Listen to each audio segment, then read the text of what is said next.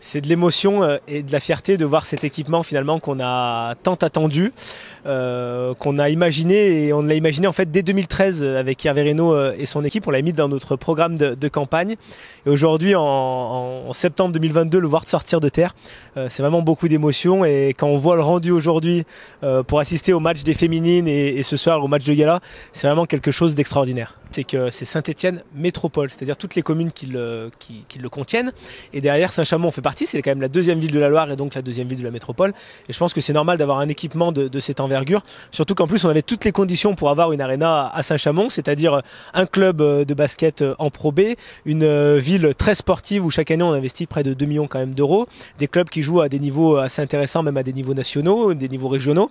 Donc il y avait tout aujourd'hui pour avoir cette arena ici, pour avoir un lieu emblématique comme c'est le cas aujourd'hui.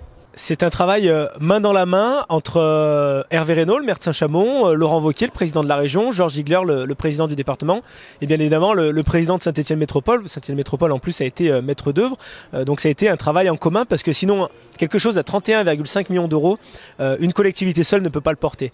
Et finalement c'est un projet d'envergure, tous les présidents finalement sont rentrés dans la danse, si je puis dire ça, et aujourd'hui on a un équipement encore une fois magnifique. Oui, des événements internationaux, parce que cette arena a une particularité, c'est qu'elle est multisport. C'est-à-dire on peut y faire du handball, de la gymnastique, du badminton, du volley, etc., etc. Et derrière, on aura d'ailleurs l'équipe de France, alors là, de basketball féminine, professionnelle et amateur, qui viendront jouer au mois de novembre prochain dans cette arena pour les qualifications de l'Euro. Bien sûr, aujourd'hui, on suit tous les actualités. La préservation de la planète, c'est quelque chose de phare chez tout le monde. Il n'y a pas de parti politique, il n'y a pas de couleur politique ou autre. Nous, ça fait partie de nos priorités à Saint-Chamond, ça fait partie des priorités à la métropole, au département et à la région, et c'était important que ce bâtiment soit au niveau énergétique plus que respectueux, et il l'est, donc c'est encore mieux, j'ai envie de dire.